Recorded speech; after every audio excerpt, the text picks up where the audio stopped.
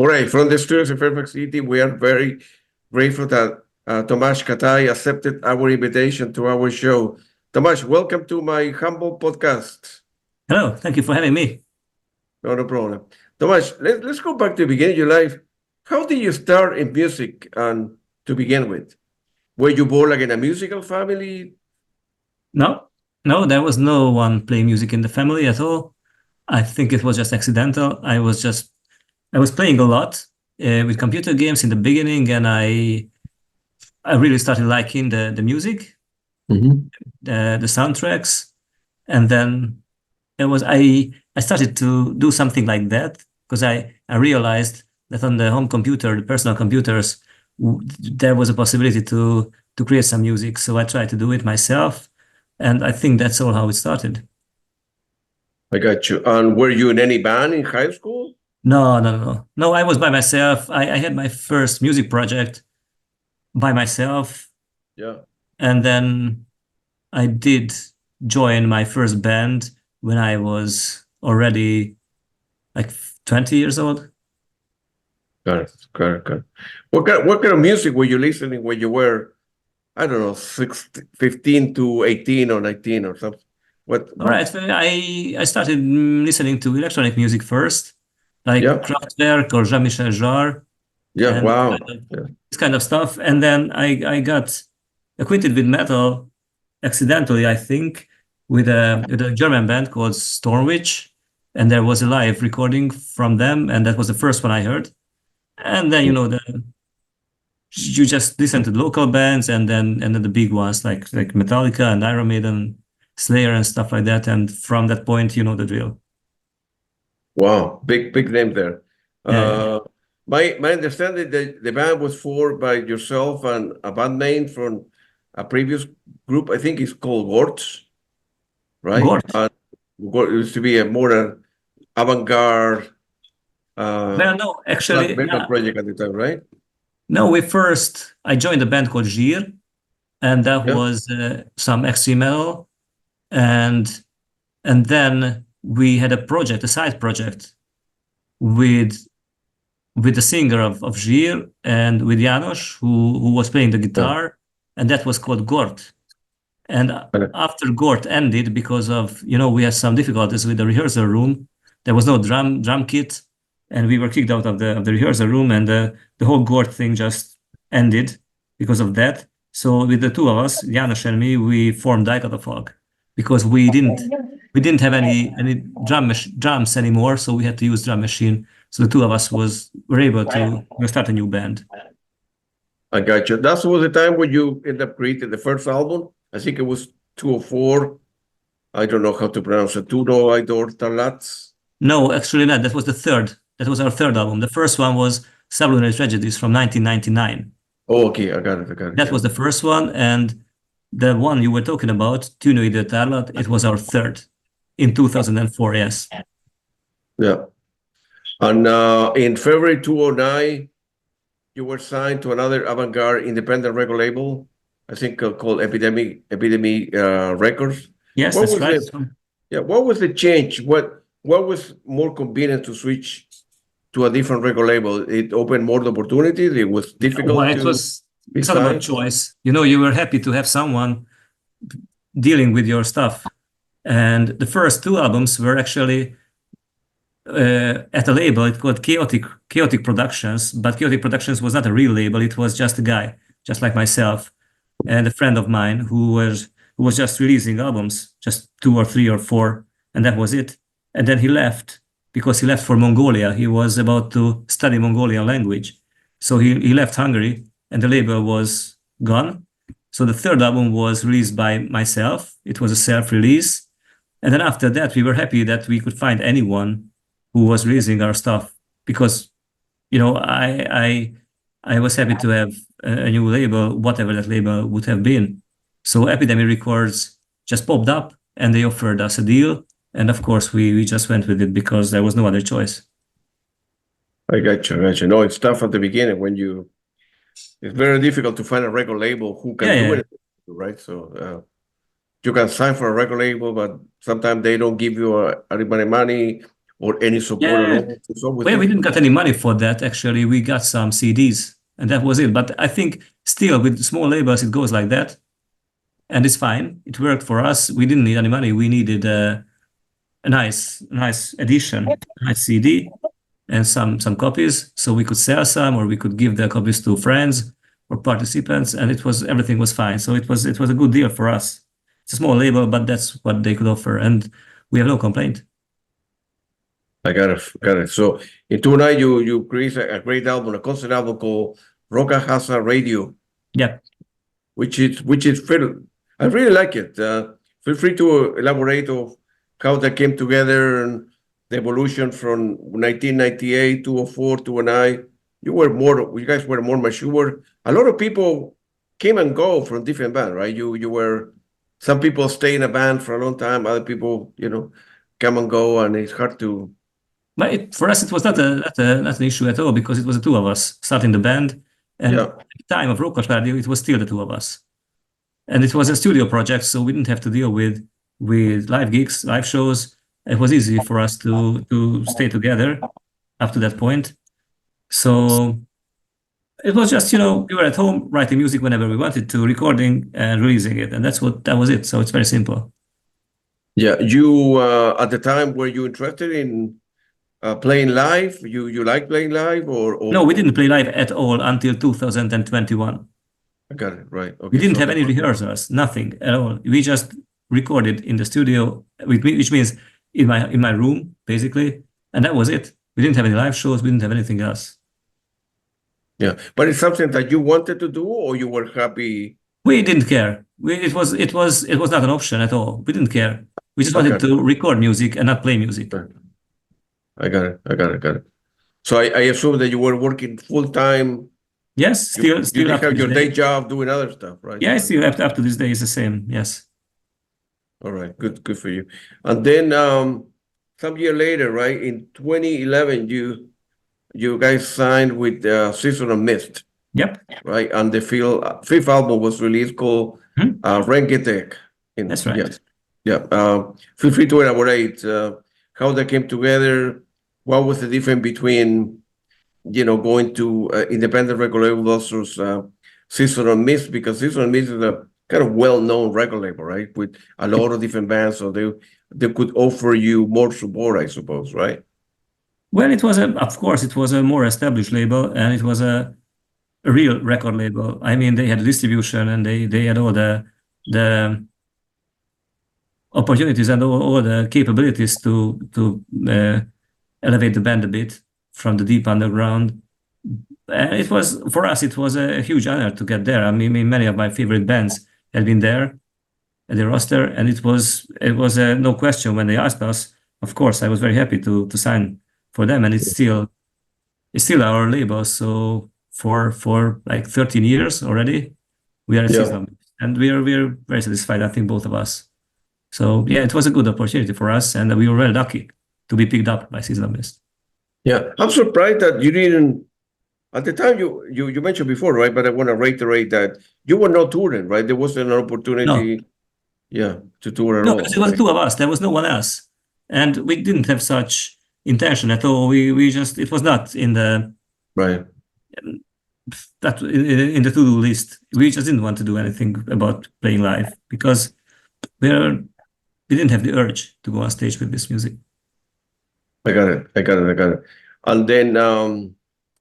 And then I think in 2020 that you released the Sapor. It was, I think, an EP, right, at the time, right? Yes, it was just, well, actually that EP is the remixing of the third album.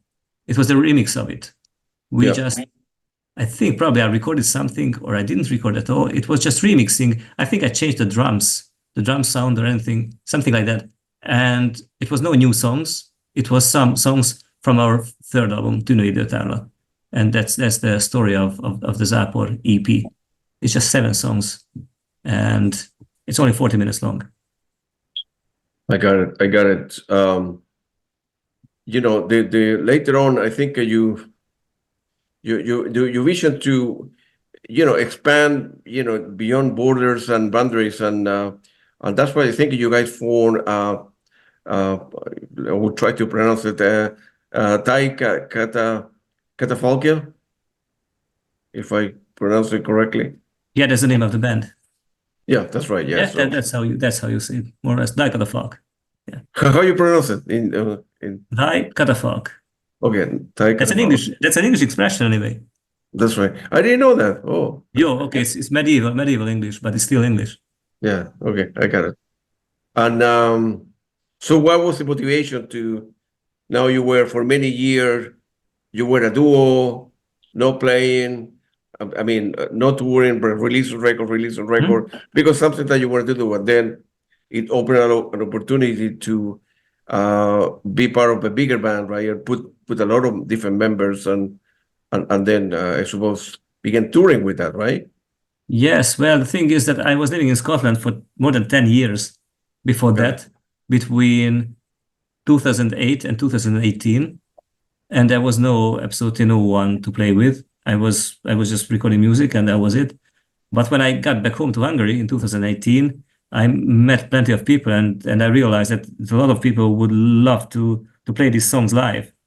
So they just organized a festival where these songs would have been performed, and they asked my permission for that, and I said, okay, just do whatever you want to. It's fine for me. But then it turned out there was a bass player needed, and I ended up on stage in 3 songs, and it turned out those too well, actually, and I enjoyed it very much, and we decided to form a whole band, an actual working band, and it was in 2021, and since then we are a proper live band now.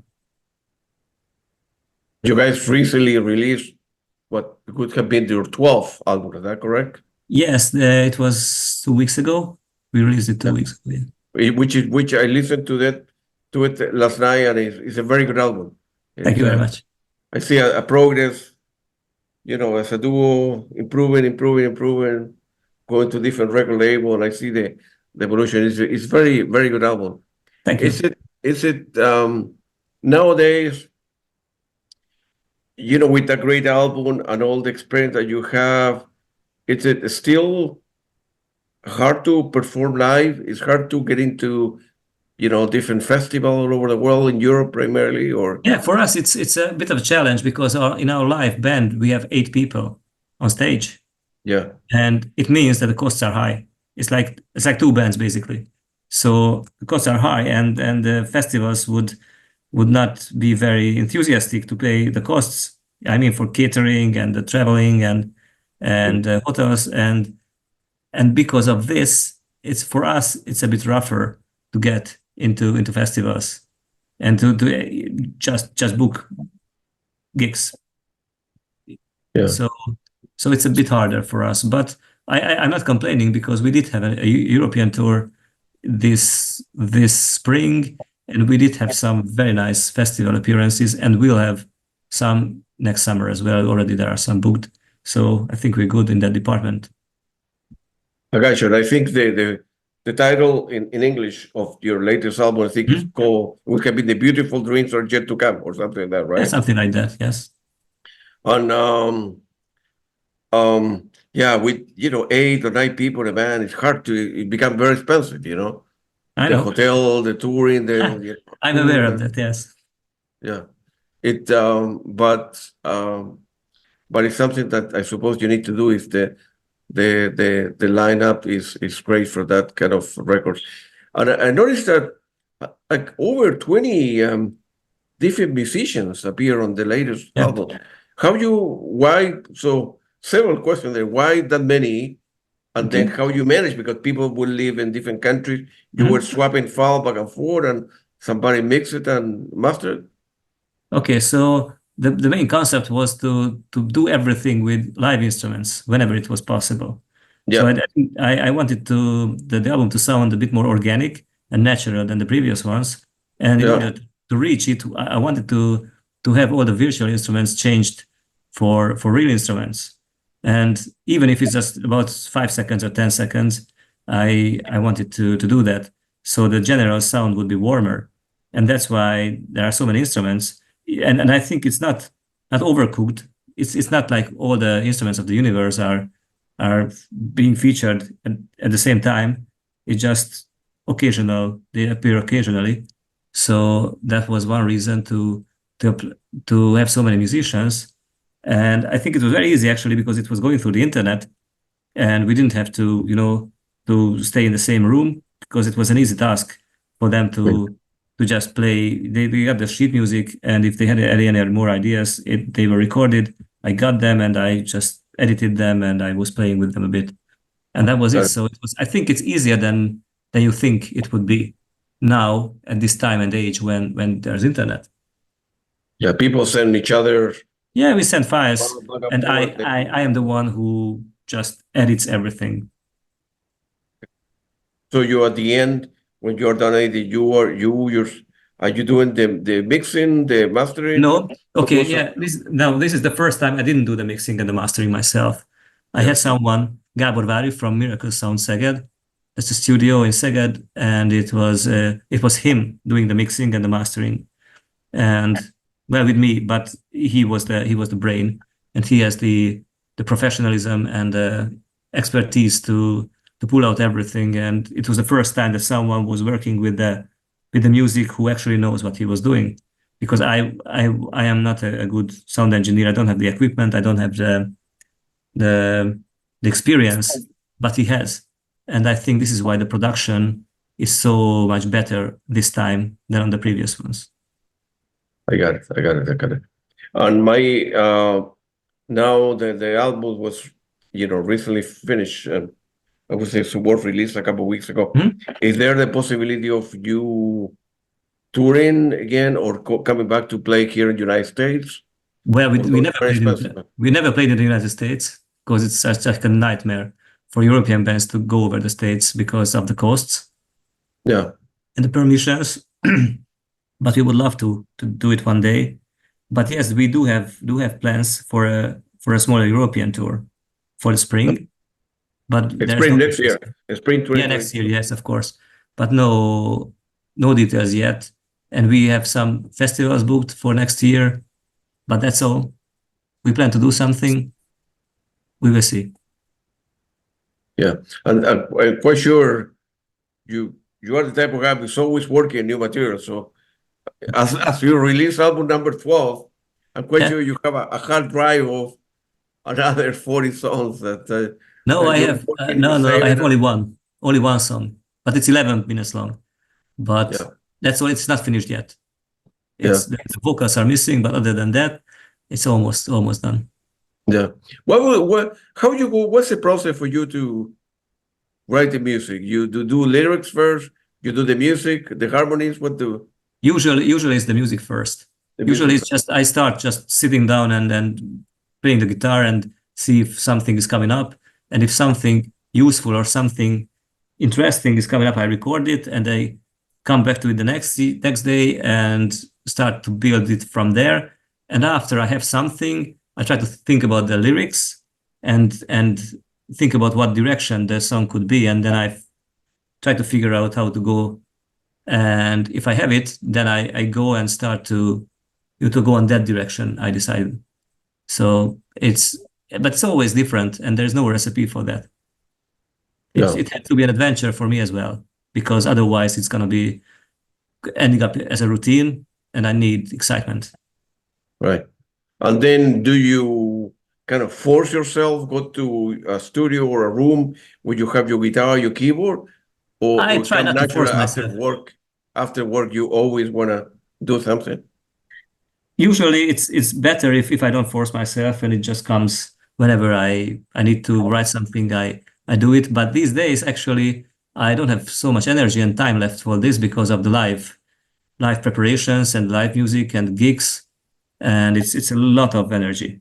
And I try to get back to writing music now because I'm missing it. I have not done anything in the last year. Everything is about the live shows, and I need to get back to writing mode, to composing mode, because that's what I enjoy the most. I got it. What was the process when, from end to end, beginning the 12th album until the end, and then release November 14. What is it, like a year process, like 2 year process? Well, I submitted the album last November.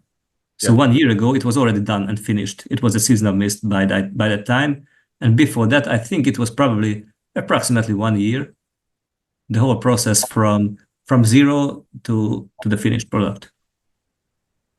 I got it. Yeah, and it's I imagine that I listened to the album and it's great, and it's magic how people can put an album together.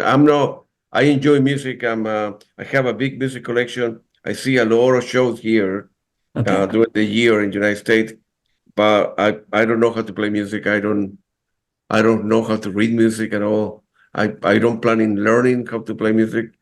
But I have, I think, a good ear to listen to music. I listen to a lot of music every day. I mean, at least 2 hours a day. I work full time like you, but always music in the background. And I see close to 50 shows a year, no more. Well, you do much more than me, because I rarely listen to music these days. I have No. There's so many things to do. I mean, I always have to listen to my own music, and it's so boring because I have to edit it and do it live for the live shows. And it says I'm getting fed up with my own music. I just still don't want to hear anything. I'm just not in the mood of listening to music in the last months. Yeah. It takes a lot of energy, right? I mean, like it does. Yes. Yeah, like sometimes some musicians have told me, well, I don't listen to a lot of music because subconsciously can influence me. Yes, that's absolutely true. New record, or if I listen to a guitar, a keyboard from another band, I may use it, I may get in trouble, or whatever, right? So a lot of musicians don't listen to other music. Yes. True. Yeah, which is fascinating to me, because in my case, I'm always listen to music. When you are in the process of releasing a new album, you begin sort of creating videos right away to promote. You do the videos as well, or? Well, usually I do. I did in the past, with friends, but I think for the last one there was one video that was not done by myself, and it was by far the most expensive one. It was done by a professional company, and the previous ones were done by a company as well. But it was only two guys who were sort of friends of mine, so it was not so big caliber. It was just a small scale production. But for the last album, we had the Mindenevo, and it was a big production, but for the first time. Gotcha. The one that I saw a couple of days ago, they're very well done. I mean, you can tell that they were professionally done, right? So because it's a lot of work editing and fixing and the color and a right to images based on the music and so forth. So it requires a lot of really coordination, and hours to editing and removing stuff and this and that. So we try to take care of this, and I think visuals are very important. So, absolutely. Yeah. Do you is your music right nowadays in you prefer like Bandcamp, Spotify? How you promote your music? I'm not in charge of this, so Season of Mist does that, and I really don't want to interfere, because they know the best. They know the marketing. They know how to do this, and I just let them do their job. And they keep me. They let myself do the job myself. So I can make the music, and I create the music. I create the artwork. They don't say a word about that, and I also let them do their marketing job. And I think that's fine. The social media as well, right? To manage them. Well, the social media is the Thy Catafalque Facebook page and Instagram page and Twitter page. They're handled by me. That's what I do. But Spotify and digital distribution is Season of Mist. Yeah, I got it. Because it's a lot of work to promote your music. Of course, yeah. And then you begin, if you start answering to a lot of people email via Facebook or Instagram or TikTok or whatever you have, then you spend more time in management than writing music itself, right? So I try to do it not very much, but you have to work a bit on that side as well. But that's not my favorite thing. Yeah, I got it. I only have like a 3 or 4 question left here, and then is it in general is it difficult to make a living as a musician? I don't know, because I'm not living on this. I have a normal job, and everyone in the live band has normal jobs. Right. So this is only just a side income, which is not much at all. So I think, and I'm good with this, because in this case, I don't have to make music that earns money for me. So I don't need to compromise. I can do whatever I want to, because I'm not living on making music. I got it. Something that you want to do, what you like to do, and yeah. I can keep it simple. Yeah, I got it. Yeah, no, I understand. So you mentioned before that you're going to be touring next year in some festival. Hopefully, we can see you playing here in the United States one day. But I know it's very difficult. I think in the United States you need to pay a lot of fees for obtaining visas to play here, and it becomes impossible to make any money, right? Because you need to fly and obviously, But I'm quite sure that people will like the music here, and many listen to the podcast. They love the band, and they will. Well, it's simpler to come here to Europe to see us. That's right. Yeah, that's right. Yeah, and but hopefully, I will one day. Hopefully, I will be able to see you playing live. Yeah. Feel free to where the listener of this podcast can get a hold of you, buy your music. I'm going to be putting the link for Season of Mist as well. All right, thank you. People can no problem. A Bandcamp, if you have, I will reach out to my contact there at the Season of Mist and put a link for your social media and Bandcamp, Spotify, where people can sort of buy your music and so forth. Because it's great, and the 12th album is very good. I know it was a lot of work to put it together, because when you have 20 musicians there, and one track fixing, another track fixing, see a coherence in the album, and being too long, being too short, and so forth. A lot of work. Fine. It was very nice talking to you, Tamás. Good luck to you, and feel free to let me know if anything else I can do to help you out and help you promote your music. So. All right. Thank you very much. No problem. Have a good afternoon, man. Thank you. Bye. Sure, no problem.